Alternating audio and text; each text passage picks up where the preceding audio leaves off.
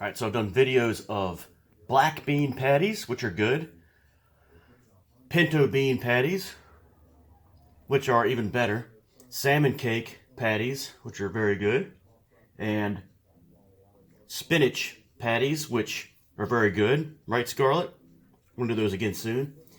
And the last ones that I filmed were the crab cake patties using imitation crab meat, and that was a colossal failure. It was not good at all. Had to throw away most of that, but I will try it again sometime using better crab meat. All right, so as Big Buell once asked when I was talking about making black bean patties, why does this guy always make patties? Why can't he just make the beans normal?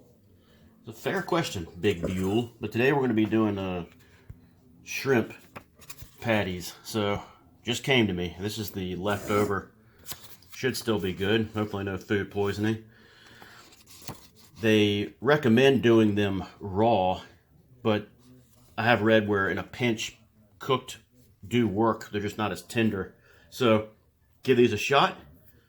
And then if these are pretty good, the next time I'll try and I want to make them again, I'll do it with the raw. All right, so there's about roughly 10 here. I'm going to count them out to see, and then probably the hardest part is going to be peeling these and then chopping them up. They recommend using kind of a blender at a certain speed, but they stress that you don't want to do it too much because you don't want it like purified. That'll be kind of gross. All right, time to get to work. All right, so there's 11 total there. Got them peeled, obviously making sure to not have leave any shell on there. Now the whole pack was only 12 ounces, and I ate more than half the pack. So this thing is probably in around 4 or 5 ounces. I hope this is going to be enough.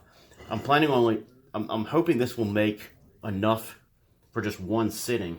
So we're going to see how it goes. Kind of winging it here. Time to chop them up.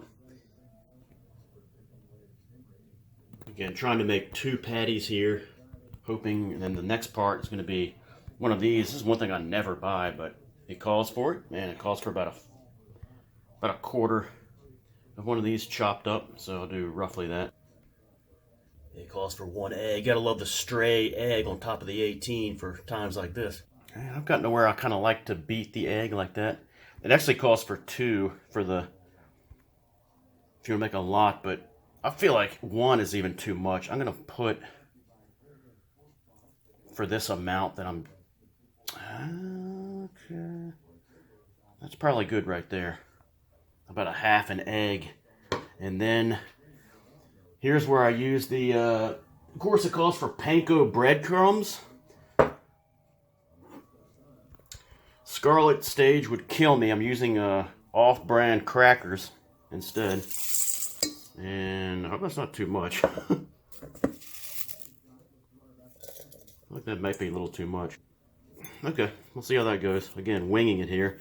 A little mayonnaise. I just put 1 pretty big spoonful in there. Just a little lemon juice. That's probably good. Now this calls for salt and pepper. I'm not going to use salt because there was plenty of salt in the Old Bay that was already on the shrimp. I think I will put a little pepper in there like that, and then mix it and then see how it is as far as the firmness. See how it goes. Now I'm just hoping it stays together. I'm really glad I didn't use that whole egg.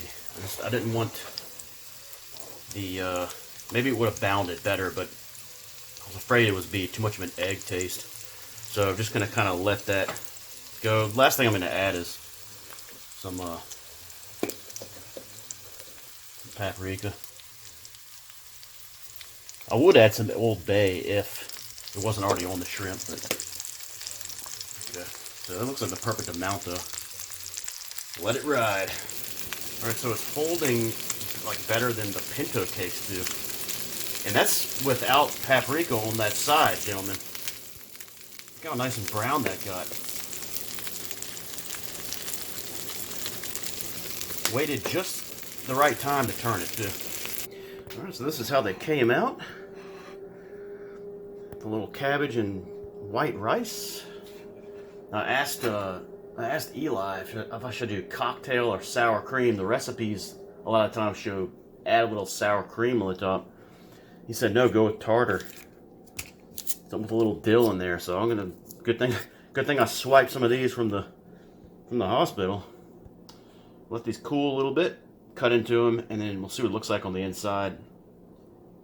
Test them. Hopefully the shrimp is not overdone. All right, I need Free Jack here to bless my food. See what that looks like.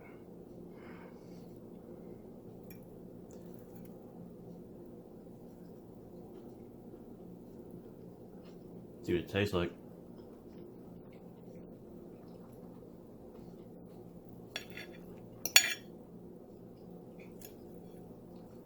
Not too eggy, so that's good.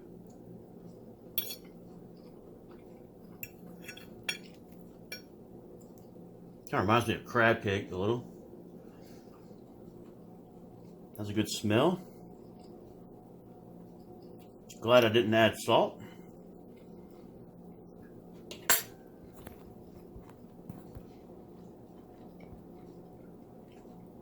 I can't complain at all. I'm going to add some of this. I will do this again, and I will do it with raw, most likely. But they don't taste rubbery or anything. I mean, I really like it, and there's not a whole lot of work involved. The hardest part is just cutting up the shrimp. But all right, there you go, shrimp patties, baby.